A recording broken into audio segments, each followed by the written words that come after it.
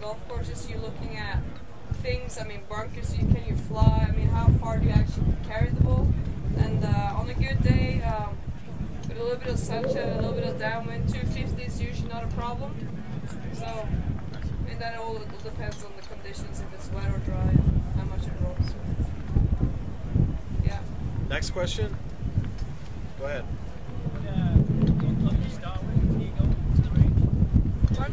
What club do you start with when you go to the range? Well, I start with the wedge. Christina Kim goes straight to the driver. I just like to loose up and make sure I don't pull any muscles early on. But that's very individual. Most players start with some of their shorter irons, and if I warm up for a golf tournament, I would start with my wedge, go through my 7-5 hybrid 3-wood driver. When I'm on the driver, it's about 30 minutes to tee off. Even though I don't watch the clock while I do this, it's always the same. By the time I'm on the driver, it's 30 minutes.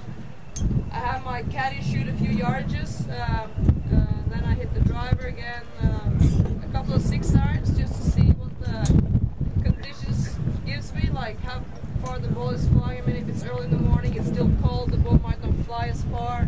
If it's really high, you're up in the altitude, you just want to make sure. So I hit a few 6-irons, just checking yardages, hitting a few different shots, the same with the 9-iron, and then it's just some putting and go. How about putting? What kind of putting routine are you rolling through before you head out to the range? I mean, all you're trying to achieve really is just to get the feel for the speed of the greens. Most likely you've done enough homework where you've kind of gone through all your drills and prepared. So all you do when you get to the tournament side is to adjust to the speed, get comfortable with it, and just give yourself a green light. Any other questions? Please. Your irons are custom ground. Yes. And then you need to have it set in the head. So how much different are they than the standard shelf iron? Well, what makes them different is the lofts are a touch stronger than what we make that club in. So we have to make a special grind for the bounce on our irons in order that we wouldn't lose that bounce. What about the lie? Her lie, I believe, is either is probably standard to maybe a half degree flat. I think they're standard. Adjusting the bounce for the stronger. Adjusting the bounce. Yeah, because her set of irons is a touch strong, we have to adjust the bounce. Like say they're 2 degrees stronger, obviously that's 2 degrees of bounce we're losing, so we put that 2 degrees bounce back on the club. So that's why they're custom, and you need to have another set there, because if she loses them, they get broken, stolen. Otherwise, it takes a month thereabouts to get a custom grind set done with chroming and plating and all that. A lot of bad breaks. Thank you. Next question. Sure. Any others?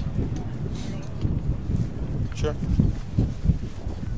Suzann, Peter and Alice went over to South Korea a few years ago, and one of the things he found, he said that they've adopted golf as their national sport because they believe that their temperament and their psychology suits the game.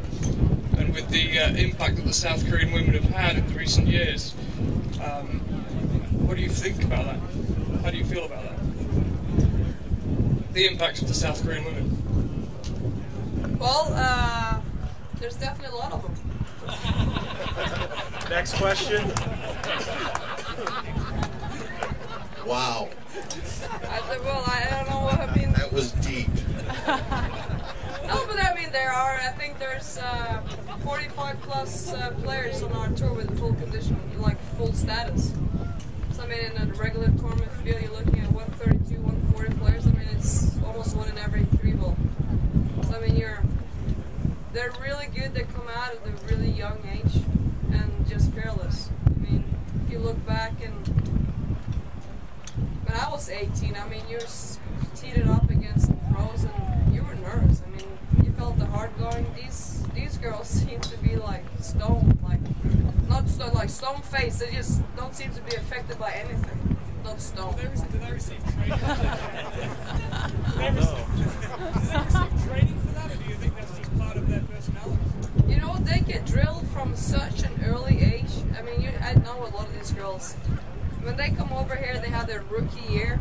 Like when they're 18 on the LPGA, they come to me and they say, I don't know why they call me a rookie. I've been playing professional for 6 years. I'm like, 6 years? So you were really like since you were 12? They're like, yeah, we start early. So they're just, it's pretty hard training regime, I think, from an early age. And one challenge is, I mean, how many of the South Koreans do you actually see last a lot more than like 20 or past 30? There's not that many. So maybe, I mean, they come out strong. Do they last that long? Is it maybe too hard on the body? Do they get burned out? There's a few, I mean, maybe a few challenges that can be approached, but they're really good. I mean, but there's a lot of them. Next question. Anyone? Any others? There we go. Oh, thanks. It seems like a lot of the top European men are playing in Europe rather than on the PGA Tour. Do you think that'll ever happen with women, or is it happening at all? Is there any equivalent to the LPGA Tour in Europe? I think on the ladies' side, I don't think there is any better tour than the LPGA. If you want to become the best player in the world on the women's side, you got to play against the best players, play on the best courses, and obviously for the best money, which is the LPGA at this moment. If you look at the guys, their European tour is so strong. I think they have 52 events throughout the year, so I mean, you can literally play every week. They have a lot of options. I mean, if you're a top 50 guy in the world, you can pick and choose whatever you want. They pick the best tournaments. They have the World Championships. I mean, to see Lee Westwood, Martin Keimer, all those guys playing more in Europe, I can see that. I mean, they feel more. That's their tour, you know.